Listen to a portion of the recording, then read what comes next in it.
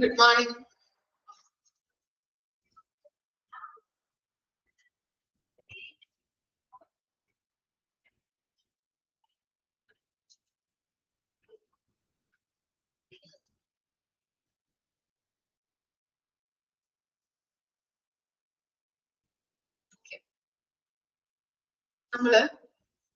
Risk of being on a ventilator. അതാണല്ലേ നമ്മൾ പറഞ്ഞു നിർത്തിയത്.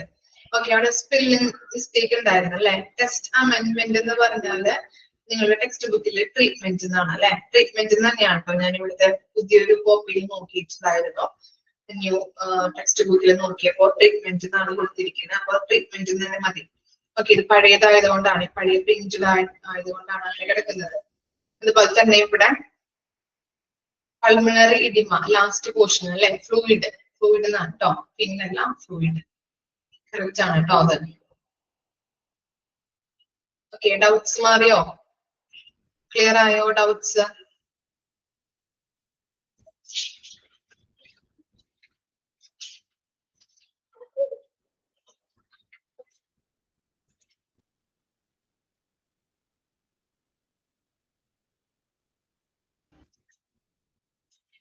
ഓക്കെ, അപ്പൊ നമുക്ക് നെക്സ്റ്റ് നോക്കാം. നെക്സ്റ്റ് ടോപ്പിക് നോക്കാം. നമ്മൾ പറഞ്ഞു നിർത്തിയത് ബ്ലഡ് ക്ലോട്ട് വരെ ആയിരുന്നു. ഇനി നെക്സ്റ്റ് ആണ് ഇത് സഡേഷൻ റിലേറ്റഡ് ഡിമിനീഷ്യ. ഓക്കെ, ഡിമിനീഷ്യ എന്ന് പറഞ്ഞാൽ ഒരു മയക്കം അല്ലെ. എന്താണ് സോറി, സഡേഷൻ എന്ന് പറഞ്ഞാല് മയക്കം, ഡിമിനീഷ്യ എന്ന് പറഞ്ഞിട്ടുണ്ടെങ്കിൽ മറവി രോഗം.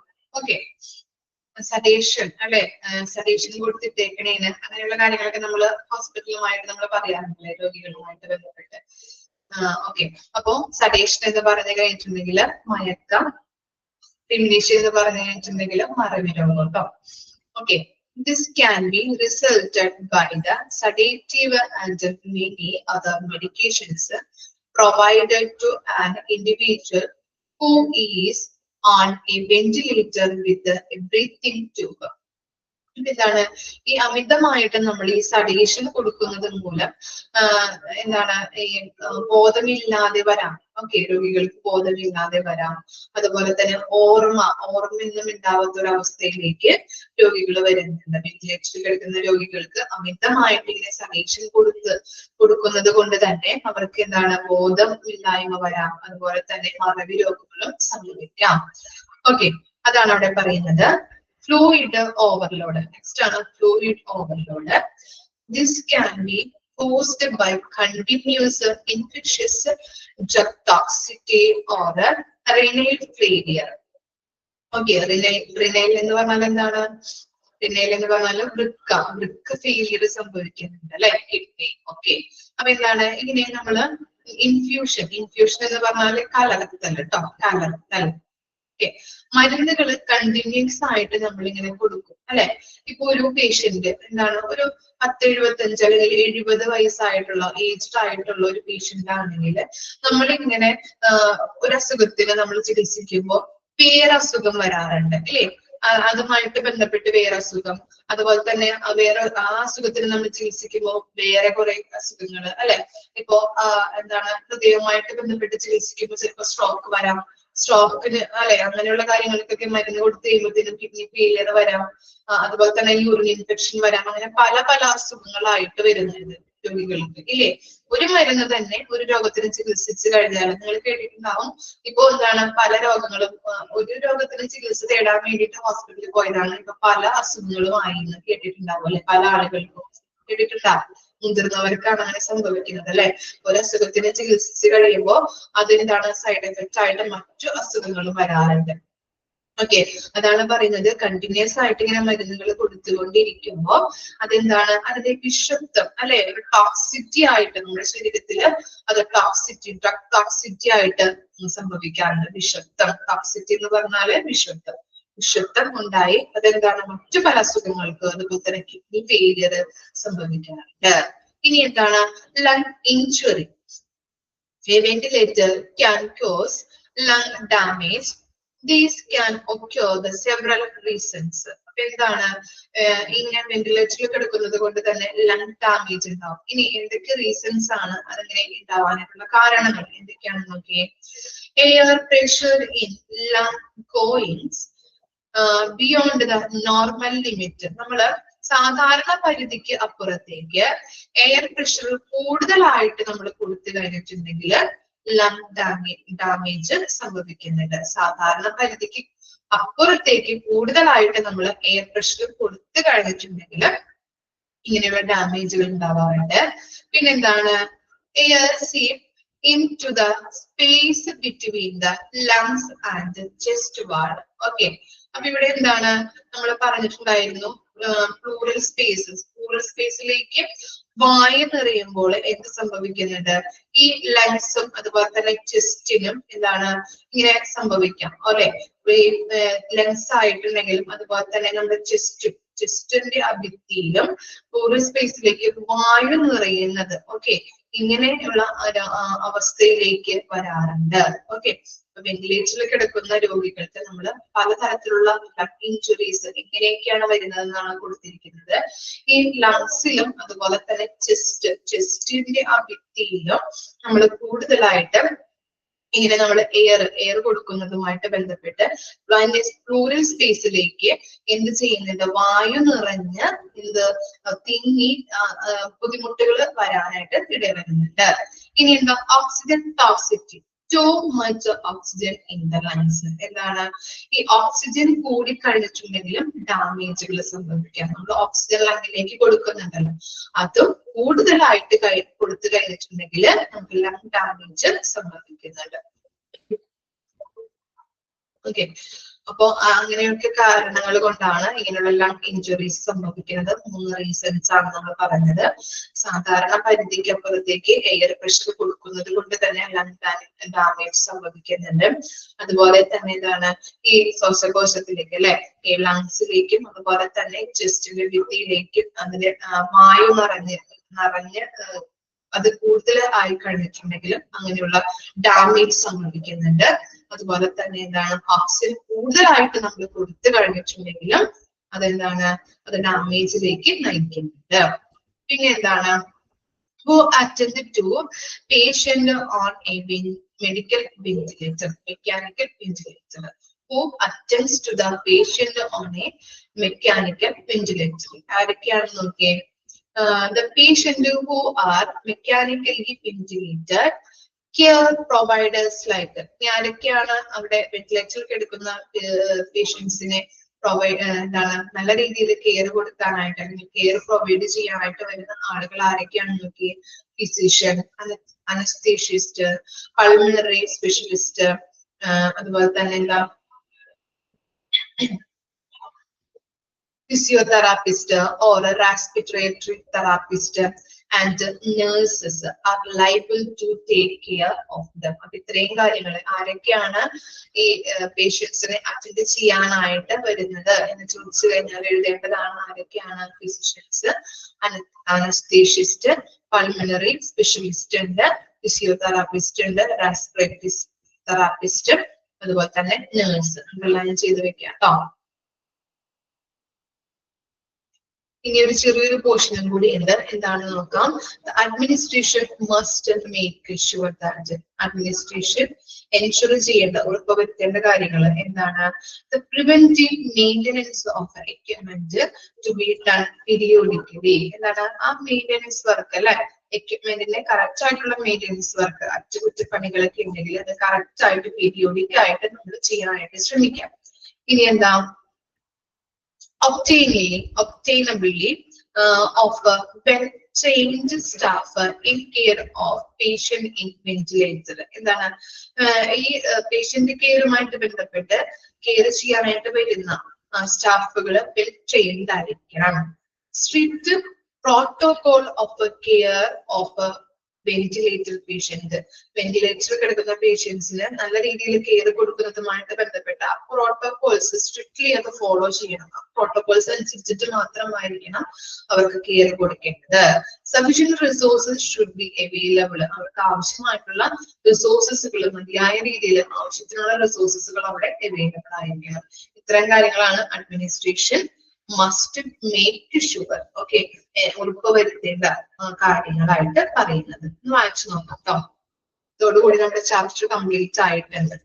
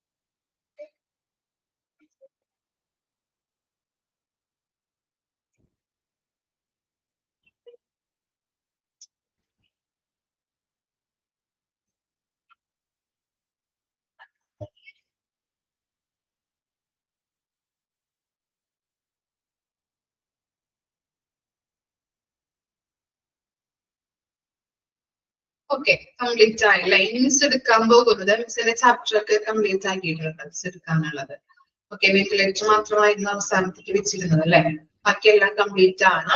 അപ്പൊ ഫസ്റ്റ് മൊഡ്യൂൾ കംപ്ലീറ്റ് അല്ലേ നിങ്ങളുടെ? ഇനി ഏതെങ്കിലും ചാപ്റ്റേഴ്സ് ഫസ്റ്റ് മൊഡ്യൂളിൽ എടുക്കാനുണ്ടോ? ഓക്കെ, ഇനി സെക്കൻഡ് മൊഡ്യൂളില് ലബോറട്ടറിയും അതുപോലെ തന്നെ ഈ ടെർമിനോളജിയും ആണ് എടുക്കാനുള്ളത് അല്ലെ? ആണോ? ചെക്ക് ചെയ്ത് വരുന്നോ? ഓക്കെ, ഒബ്സർവേഷൻസ് ആണ് മിസ് ഇതിൽ സ്റ്റാർട്ട് ചെയ്യാൻ പോകുന്നത് കേട്ടോ. ഓക്കെ, റൂട്ട് പീഡ് വരെയാണോ എടുത്ത് കംപ്ലീറ്റ് ആക്കിയിരിക്കുന്നത് മിസ്? ഈ ടെർമിനോളജി അപ്പൊ മിസ്മാര് ഷെയർ ചെയ്തിട്ടായിരിക്കും എടുക്കുന്നത്. ഓക്കെ, റൂട്ട് പീഡ് വരെയാണ് എടുത്ത് നിർത്തിയത് അല്ലെ? ഇനി നെക്സ്റ്റ് നോക്കാം, അബ്രിവേഷൻസ്. അബ്രിവേഷൻസ് എന്ന് പറഞ്ഞാൽ എന്തായിരിക്കും അബ്രിവേഷൻസ്? പഠിച്ചിട്ടുണ്ടല്ലോ.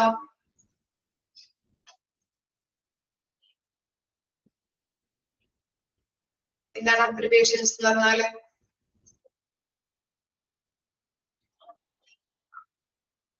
ചുരുക്കി എഴുത്ത്. വെരി ഗുഡ്, ചുരുക്കി എഴുത്ത് അല്ലെ? Short forms. ഫുൾ ഫോം ആണോ? Short forms.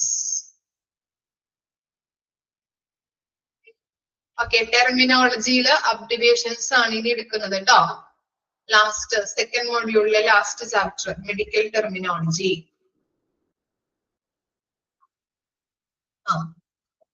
111 അല്ലെ പേജ് നമ്പർ. ഓക്കെ, അപ്പോ അബ്രിവേഷൻസ് സ്റ്റാർട്ട് ചെയ്യാം. ഓരോ ചുരുക്കി എഴുത്ത് അല്ലെങ്കിൽ ഷോർട്ട് ഫോംസ് ആണ് കൊടുത്തിരിക്കുന്നത്. അതിന്റെ എക്സ്പ്ലനേഷൻസ് ആണ്. അതൊക്കെ അറിയാലോ നിങ്ങൾക്ക്. ഫസ്റ്റ് വൺ നോക്കാം, A and P. A and P എന്ന് പറഞ്ഞാൽ എന്താണ്? Anatomy and physiology. അനാറ്റമി എന്ന് പറഞ്ഞാൽ അറിയാം നമുക്ക് എന്താണ്? Study of human body system. Okay, anatomy എന്ന് പറഞ്ഞാൽ study of human body system ആണ്. ഫിസിയോളജി എന്ന് പറഞ്ഞാൽ എന്താണ്? How it functions. നമ്മുടെ ബോഡി എങ്ങനെ പ്രവർത്തിക്കുന്നു എന്നുള്ളതാണ് ഫിസിയോളജി എന്ന് പറയുന്നത്. Anatomy and physiology, A and P. ഇനി A ഹൈഫൺ എന്ന് പറഞ്ഞാലോ ബിഫോർ. നമ്മൾ പറയാറുണ്ട് അല്ലെ, ഈ മെഡിസിൻ ഒക്കെ പ്രിസ്ക്രൈബ് ചെയ്യുമ്പോൾ നമ്മൾ എഴുതാറുണ്ട് എന്ത്? ഭക്ഷണത്തിന് മുൻപ് കഴിക്കാനുള്ളത്, ബിഫോർ അല്ലെ? ഭക്ഷണത്തിന് മുൻപ്. അതാണ് A ഹൈഫൺ എന്നത് കൊണ്ട് ഉദ്ദേശിക്കുന്നത്. ഇനി തേർഡ് വൺ നോക്കാം, A hyphen A hyphen of each used in writing prescriptions. എന്താണ്? ഇപ്പൊ 2 മരുന്നുകൾ എടുത്തു കഴിഞ്ഞാൽ അത് ഈക്വൽ ആയിട്ട് എടുക്കണം എന്ന് പറയുമ്പോൾ നമ്മൾ യൂസ് ചെയ്യുന്നതാണ് എന്ത്? A hyphen A hyphen.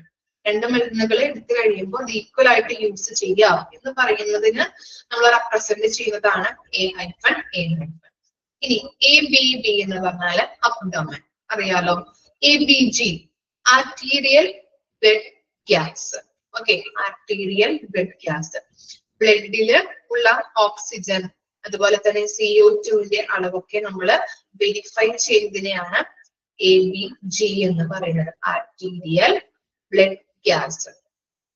Okay, ബ്ലഡിലുള്ള ഓക്സിജൻ CO2ന്റെ അളവൊക്കെ വെരിഫൈ ചെയ്യുന്നതിന്.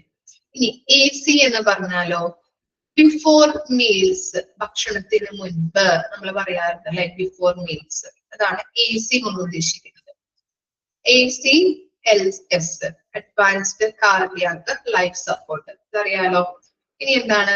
AD ആഡ്ലിബ് കേട്ടോ, ADILIB ad lib. As much as desired, എന്താണ്?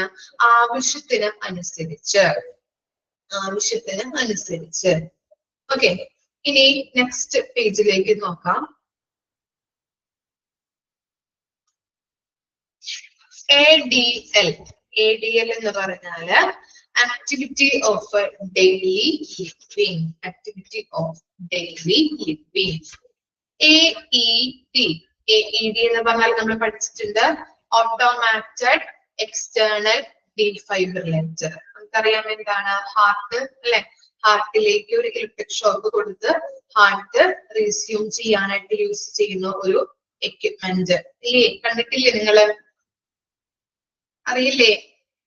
ആംബുലൻസിലൊക്കെ നമ്മൾ പഠിച്ചിട്ടുണ്ട്, ഓർക്കുന്നുണ്ടോ?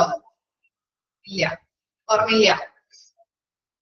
Okay, AED automated external defibrillator. Just ഒന്ന് ആംബുലൻസ് ഒക്കെ അതിന്റെ ചാപ്റ്റേഴ്സ് ഒന്ന് എടുത്ത് മറിച്ച് നോക്കാം കേട്ടോ. അപ്പൊ അവിടെ കാണാൻ പറ്റും.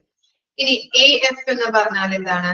AF എന്ന് പറഞ്ഞാല് ആൻട്രിയൽ ഫിബ്രിലേഷൻ. ഓക്കെ, ഫൈബ്രിലേഷൻ കേട്ടോ. ആട്രിയൽ ഫൈബ്രിലേഷൻ എന്താണത്? ഇറഗുലർ ആയിട്ടുള്ള irregular rapid heart rhythm. Okay, irregular rapid heart rhythm. ഇനി എന്താണ്? എയ്ഡ്സ് നമ്മൾ കേട്ടിട്ടുണ്ട് അല്ലെ? AIDS acquired immuno deficiency syndrome. AIDS acquired immuno deficiency syndrome. AK എന്ന് പറഞ്ഞാല് above the knee. Okay, above the knee, മുട്ടിന് മുകളിലേക്ക്, മുട്ടിന് മുകളിലുള്ളത്. ഓക്കെ, ഇനി AKA എന്ന് പറഞ്ഞിട്ടുണ്ടെങ്കിൽ above the knee amputation. amputation എന്ന് പറഞ്ഞിട്ടുണ്ടെങ്കിൽ ഛേദിക്കുക, ഛേദിക്കുക. മുട്ടിന് മുകളിൽ വെച്ച് എന്താണ്? കാലുകളെ ഛേദിക്കുക എന്നതാണ് അവിടെ ഉദ്ദേശിക്കുന്നത്. AKA. ഇനി എന്താണ്? LI നോക്കാം. Arterial line. Okay, arterial line എന്ന് പറഞ്ഞാൽ എന്താണ്? ഈ ബ്ലഡ് പ്രഷർ നേരിട്ട് മോണിറ്റർ ചെയ്യാൻ വേണ്ടിയിട്ട് നമ്മുടെ ആർട്ടറിയിലേക്ക് ഇൻസേർട്ട് ചെയ്യുന്ന കത്തീറ്റർ, അതിനെയാണ് കേട്ടോ പറയുന്നത്. ലൈൻ എന്ന് പറഞ്ഞാല് ആർട്ടീരിയൽ ലൈൻ ആണ്. എന്ന് പറഞ്ഞു കഴിഞ്ഞാൽ എന്താണ്? ബ്ലഡ് പ്രഷർ നേരിട്ട് മോണിറ്റർ ചെയ്യാൻ വേണ്ടിയിട്ട് നമ്മുടെ ആർട്ടറിയിലേക്ക് ഇൻസേർട്ട് ചെയ്യുന്ന കത്തീറ്റർ, അതിനെയാണ് നമ്മൾ പറയുന്നത് line. AMA against medical advice. ഇനി AMB ആംബുലറ്ററി അല്ലെ? ആംബുലറ്ററി നടക്കുന്നത്, നീങ്ങുന്നത് എന്നൊക്കെ അർത്ഥങ്ങളുണ്ട്. ഇനി AMI acute myocardial infarction. Okay, ഇൻഫ്രക്ഷൻ.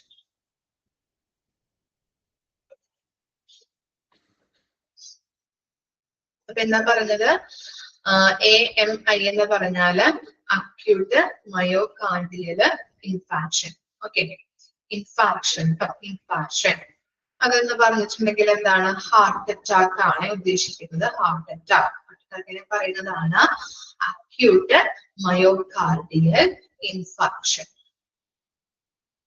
ഇനി AMS എന്ന് പറഞ്ഞു കഴിഞ്ഞിട്ടുണ്ടെങ്കിൽ എന്താണ്? ആൾട്ടേർഡ് മെന്റൽ സ്റ്റാറ്റസ്, അൺസ്റ്റേബിൾ ആയിട്ടുള്ള മാനസിക അവസ്ഥ, അതിനെ പറയുന്നതാണ് AMS. ഇതിനെ ചുരുക്കി എഴുതാണ് കേട്ടോ. അൺസ്റ്റേബിൾ ആയിട്ടുള്ള മാനസിക അവസ്ഥനെ പറയുന്നതാണ്. ഇനി ANT എന്ന് പറഞ്ഞാല് ആന്റീരിയർ. ആന്റീരിയർ, ആന്റീരിയർ എന്ന് പറഞ്ഞാൽ എന്താണ്? മുകളില്, മുകൾ ഭാഗം എന്നൊക്കെ പറയാം. ഇനി നെക്സ്റ്റ് ആണ് എന്താണ്?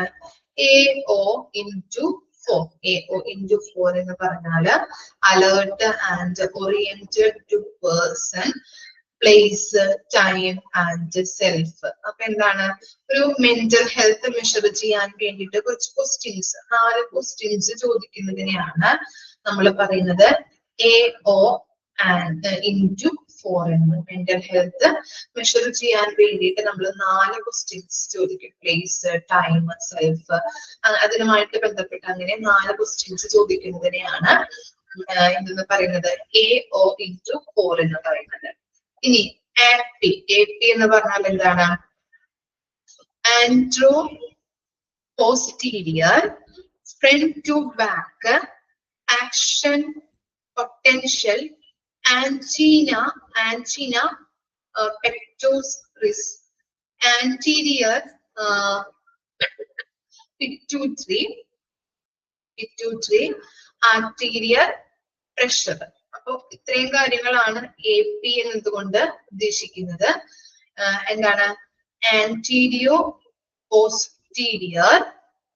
ആന്റീരിയോ എന്ന് പറഞ്ഞാല് മുകൾ ഭാഗം, പോസ്റ്റീരിയർ എന്ന് പറഞ്ഞാല് താഴ്ഭാഗം. Front to back action potential angina pectoris. Okay, angina pectoris എന്ന് പറഞ്ഞിട്ടുണ്ടെങ്കിൽ നെഞ്ചുവേദന. Okay, anterior pituitary, anterior pressure. Okay, arterial pressure. അപ്പൊ ഇങ്ങനെ കുറച്ച് കാര്യങ്ങളെയാണ് നമ്മൾ AP കൊണ്ട്, അതിന്റെ ഷോർട്ട് ഫോംസ് ആണ് കേട്ടോ AP കൊണ്ട് ഉദ്ദേശിക്കുന്നത്. അങ്ങനെ പറയുന്നുണ്ട്. ഇനി എന്താണ് APC? APC എന്ന് പറഞ്ഞാല് ആർട്ടീരിയൽ പ്രീമച്വർ കോംപ്ലക്സ്, ആക്റ്റീവ്ഡ്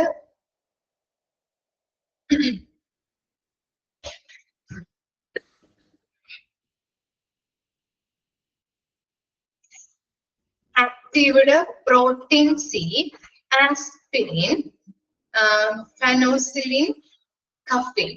Okay, അപ്പൊ ആസ്പിരിൻ, അതുപോലെ തന്നെ എന്താണ് activated protein C, arterial premature complex, ഇതിനെയൊക്കെയാണ് APC, അതിനെ ചുരുക്കിയതാണ് APC എന്ന് പറയുന്നത്. ഇനി AQ എന്ന് പറയുന്നത് എന്താണ്? വാട്ടർ. വാട്ടറിനെ പറയുന്നതാണ് AQ. അതുപോലെ തന്നെ ARDS നമ്മൾ പഠിച്ചിട്ടുണ്ട്. എന്താണ്? Acute respiratory distress syndrome. ഇനി ASA എന്താണ്? ആസ്പിരിൻ. ഇനി എന്താണ്? ASAP, as soon as possible.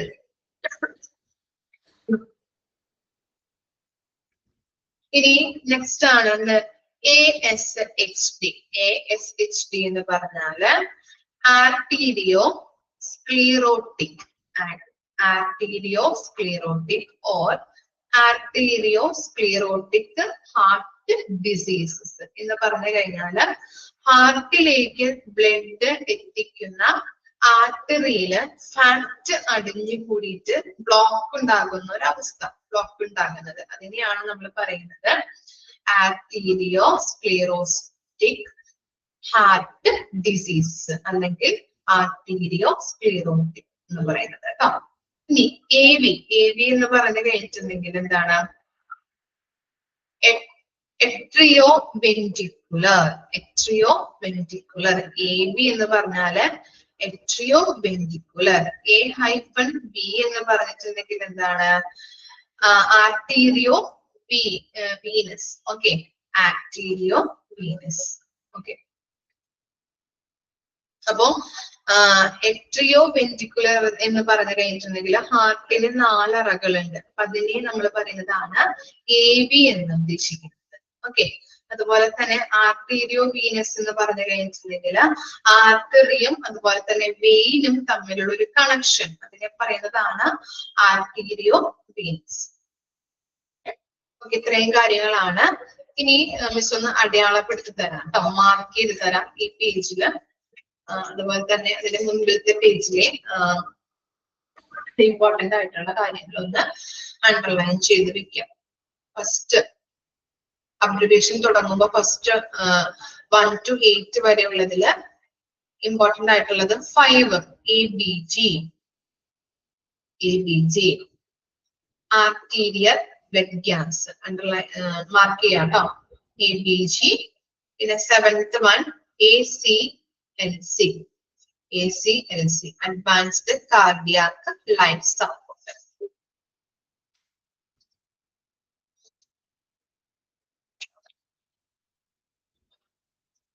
Next AIDS 12th one കേട്ടോ, 12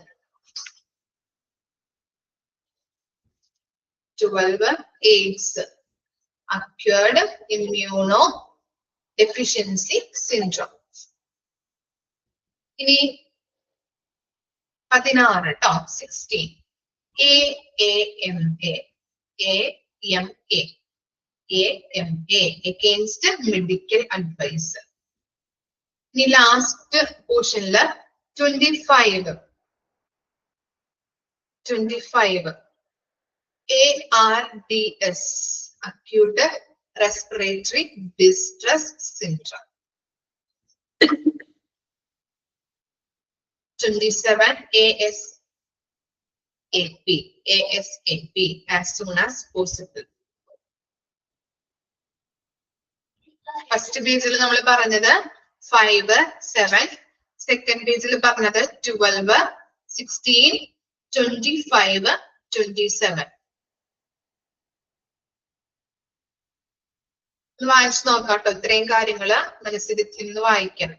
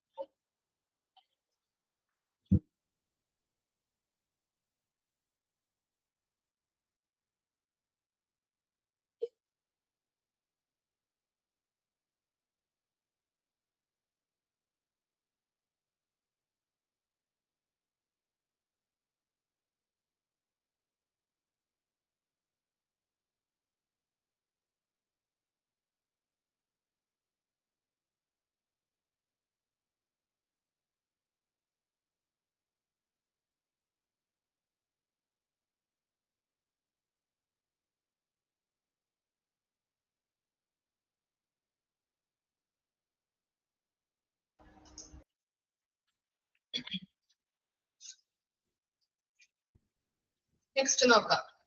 30 തുടങ്ങി സ്റ്റാർട്ട് ചെയ്യാം കേട്ടോ.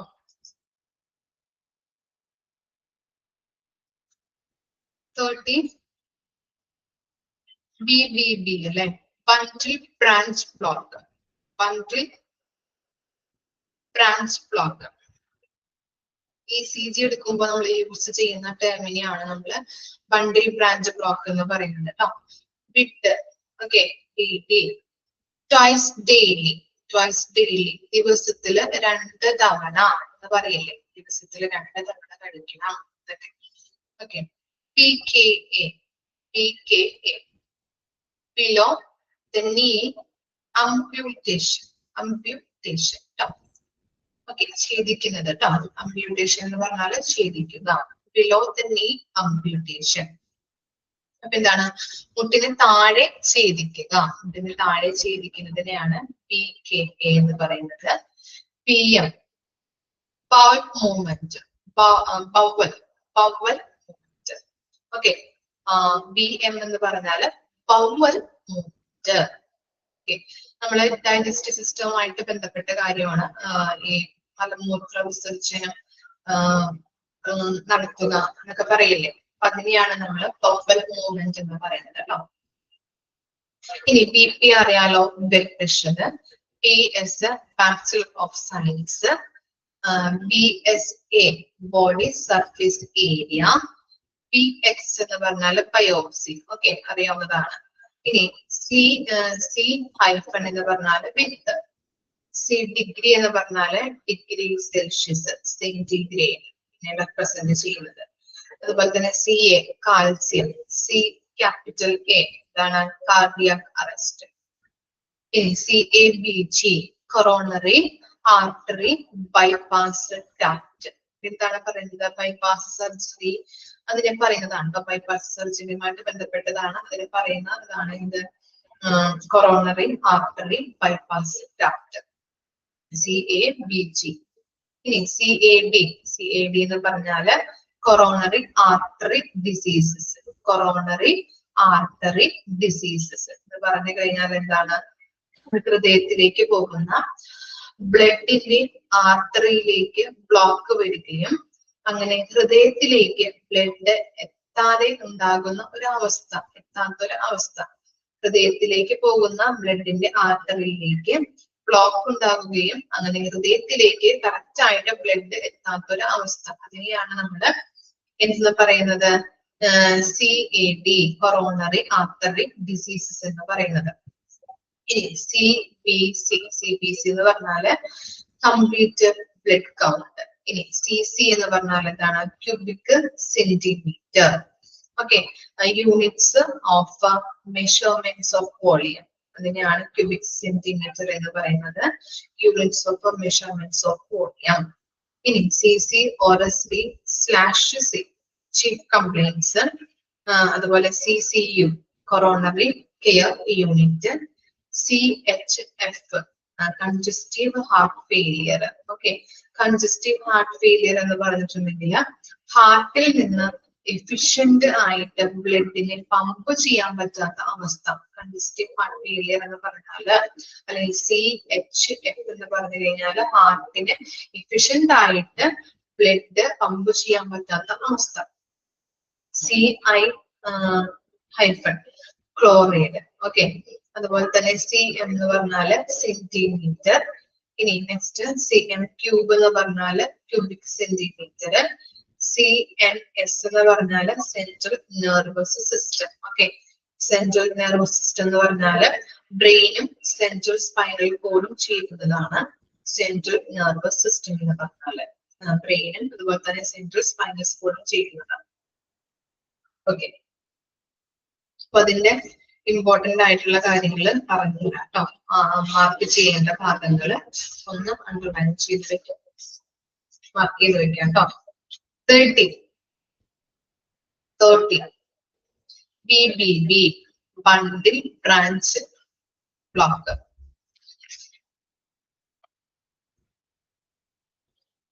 അതുപോലെ 34 blood pressure. 37 BX biopsy.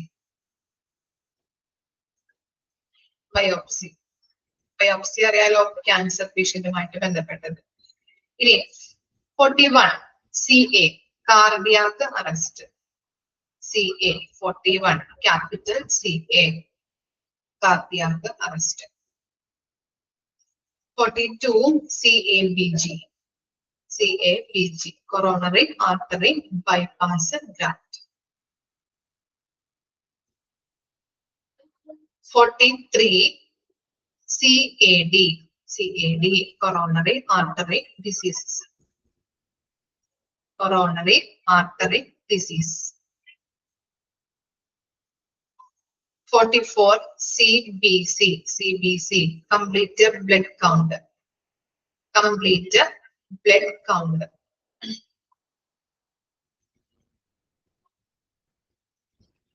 CBC.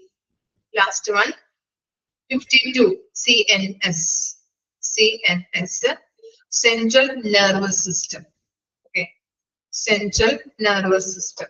ബ്രെയിനും അതുപോലെ തന്നെ ഈ സെൻട്രൽ സ്പൈനൽ കോഡും തമ്മിലുള്ള ചെയ്തിട്ടുണ്ട് കേട്ടോ. ഇതിനെയാണ് നമ്മൾ സെൻട്രൽ നെർവസ് സിസ്റ്റം എന്ന് പറയുന്നത്. CNS. ഒന്നുകൂടിയും പറയാം, മാർക്ക് ചെയ്യേണ്ട ഭാഗങ്ങള് 30, 34, 37, 41, 42, 43, 44, 52. വായിച്ചു നോക്കാം കേട്ടോ. വായിച്ചു നോക്കാം.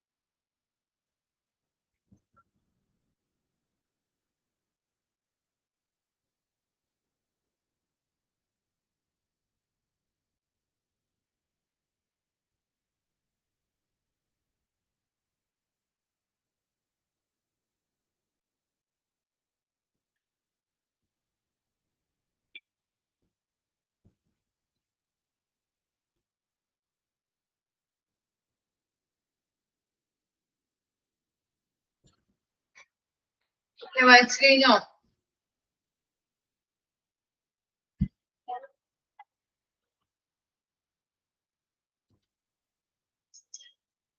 നെക്സ്റ്റ് നോക്കാം കേട്ടോ.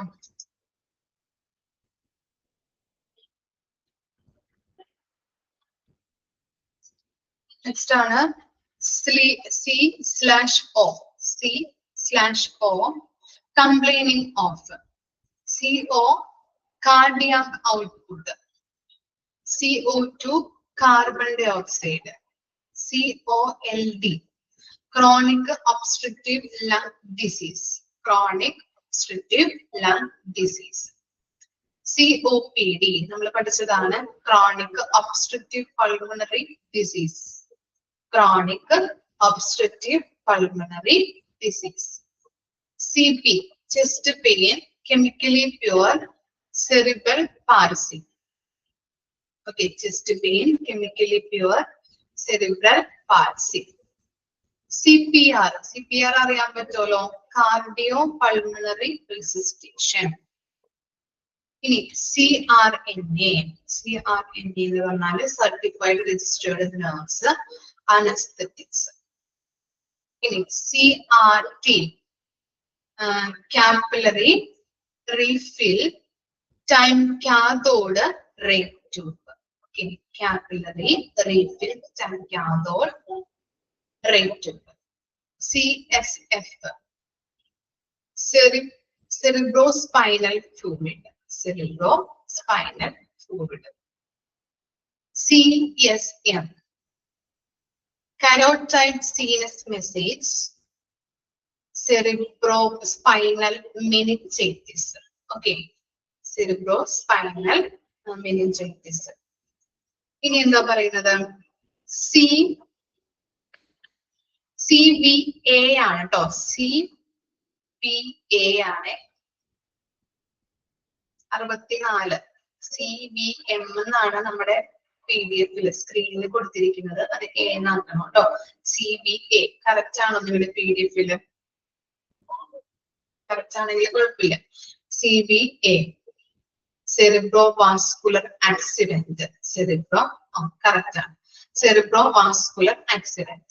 ഇനി CVP എന്ന് പറഞ്ഞാൽ എന്താണ്? Central venous pressure. എന്താണ്? Pressure is side the vein. Okay, the pressure is side in the vein. Okay, അതാണ് ഇത് central venous pressure എന്ന് പറയുന്നത്. ഇനി CXR, chest X-ray. CXR എന്ന് പറഞ്ഞാൽ chest X-ray ആണ്. T&C, dilation and curettage. Curettage എന്നാണ് വായിക്കാം കേട്ടോ, curettage. Dilation and curettage. T&C. Okay, അബോർഷനുമായിട്ട് ബന്ധപ്പെട്ടത്, അബോർഷൻ ചെയ്യുന്നതിനെ പറയുന്നതാണ്. ഫെമിലിയർ ആയിരിക്കും. T/C എന്ന് പറഞ്ഞാൽ എന്താണ്? ഡിസ്കണ്ടിന്യൂ. ഡിഫർ എന്താണ്? ഡിഫറൻഷ്യൽ. ഡിഗോക്സിൻ എന്ന് പറഞ്ഞു കഴിഞ്ഞാല് ഹാർട്ടിന് ഇഫക്റ്റീവ് ആയ രീതിയിൽ ബ്ലഡ് പമ്പ് ചെയ്യാൻ പറ്റാത്ത അവസ്ഥ, അതിനെ ട്രീറ്റ് ചെയ്യാൻ യൂസ് ചെയ്യുന്ന ഒരു മിഷ്യനാണ് ഇത് ഡിഗോക്സിൻ എന്ന് പറയുന്നത് കേട്ടോ. ഡിഗോക്സിൻ മീൻസ് ഹാർട്ടിന് ഇഫക്റ്റീവ് ആയിട്ടുള്ള രീതിയിൽ ബ്ലഡ് പമ്പ് ചെയ്യാൻ പറ്റാത്ത അവസ്ഥ, അതിന് വേണ്ടിയിട്ട് യൂസ് ചെയ്യുന്ന മിഷ്യനാണ് ഡിഗോക്സിൻ എന്ന് പറയുന്നത്. DM, ഡയബറ്റിക്സ് മെലിറ്റസ്, പ്രമേഹം, അതിനെയാണ് പറയുന്നത് DM. DOA എന്ന് പറഞ്ഞാല് ഡെഡ് ഓൺ അറൈവൽ. എന്താണ്? എത്തിച്ചേരുമ്പോൾ തന്നെ മരണപ്പെടുന്ന കേസസ്. ഓക്കെ, അതിനെയാണ് നമ്മൾ ഡെഡ് ഓൺ അറൈവൽ എന്ന് പറയുന്നത്. DOE എന്ന് പറഞ്ഞാല് ഡിസ്പാനിയ ഓൺ എക്സോഷൻ.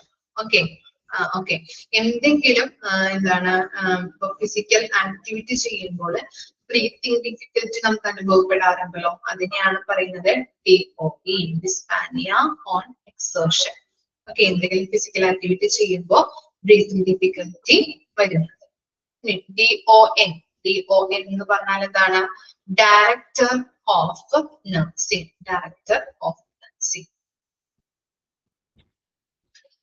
ഓക്കെ, ഇതിന്റെ ഇമ്പോർട്ടന്റ് ആയിട്ടുള്ള ഭാഗങ്ങൾ പറഞ്ഞു തരാം, മാർക്ക് ചെയ്യേണ്ടത്. 55 CO2 എന്താണ്? Carbon dioxide. 55 ഉണ്ട്. 56 COLD എന്ന് പറഞ്ഞാല് ക്രോണിക് ഒബ്സ്ട്രക്റ്റീവ് ലങ് ഡിസീസ്. 55, 56, ഇനി 57 COPD നമ്മൾ പഠിച്ചു കഴിഞ്ഞതാണ് അല്ലെ, chronic obstructive pulmonary disease. Chronic obstructive pulmonary disease. ഇനി 59 CPR. Okay, cardio pulmonary റെസിസ്റ്റേഷൻ. CPR കൊടുക്കുന്നത് അല്ലെ, അതാണ് 59 CPR, കാർഡിയോ പൾമണറി റെസിസ്റ്റേഷൻ. ഇനി 65 65 CVP central venous pressure. Central venous pressure. Next 66 CXR chest X-ray. CXR chest X-ray. 67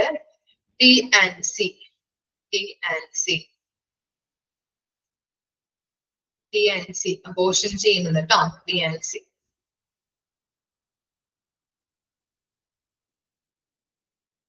Dilation and curettage. Okay. ഇനി next വരുന്നത് 72 DOA. Dead on arrival. എത്തിച്ചേരുന്നതിന് മുൻപ് തന്നെ അല്ലെ, എത്തിച്ചേരുമ്പോൾ തന്നെ മരിക്കുന്നത്. ഓക്കെ, നമ്മൾ കൊണ്ടുവരുമ്പോൾ ചില പേഷ്യൻസ് ഒക്കെ കൊണ്ടുവരുമ്പോൾ ഹോസ്പിറ്റലിലേക്ക് എത്തി കഴിയുമ്പോൾ തന്നെ മരിക്കില്ലേ? ഓക്കെ, അതിനെയാണ് എത്തുമ്പോൾ തന്നെ, എത്തിച്ചേരുമ്പോൾ തന്നെ മരിക്കുന്ന അവസ്ഥ. Okay, dead on arrival. ഇനി last 74 DON director of nursing. ഇത്രയും കാര്യങ്ങളാണ് ഈ പേജിൽ മാർക്ക് ചെയ്ത് വെക്കേണ്ടത്, ഇമ്പോർട്ടന്റ് ആയിട്ട് പഠിക്കേണ്ടത്. ഒന്നുകൂടി പറയാം. 55, 56, 57, 59, 65, 66, 67, 72, 73. വായിച്ചു നോക്കാട്ടോ.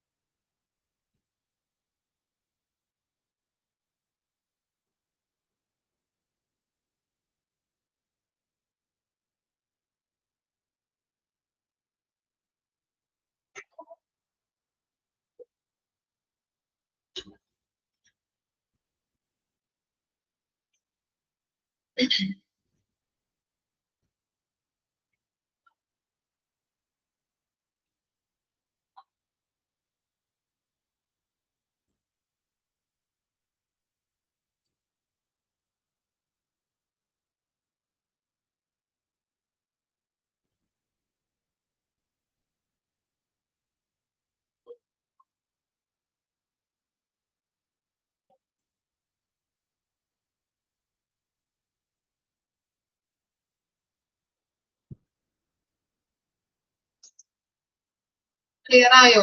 ഇത്രയും വരെ എടുക്കുന്നുള്ളൂ കേട്ടോ. ഇത് കറക്റ്റ് ആയിട്ട് വായിച്ച് പഠിക്കാം. അബ്രിവേഷൻ എടുത്തിട്ടുണ്ട്, അത് കറക്റ്റ് ആയിട്ട് വായിച്ചു നോക്കാം കേട്ടോ. ഇമ്പോർട്ടന്റ് ആയിട്ടുള്ളത് അധ്യാപകപ്പെടുത്തി തന്നിട്ടുണ്ട്, അത് കറക്റ്റ് ആയിട്ട് വായിക്കാം. അതുപോലെ തന്നെ വെന്റിലേറ്ററും കഴിഞ്ഞ് കംപ്ലീറ്റ് ആയിട്ടുണ്ട് കേട്ടോ. 72, 74 അത്രയേ ഉള്ളൂ കേട്ടോ. 72ഉം 74. വേറെ ഡൗട്ട് ഒന്നും ഇല്ലല്ലോ? ഇത്രയും വരെ വായിച്ച് മനസ്സിലാക്കിയിട്ട് വരാം കേട്ടോ. Okay, thank you.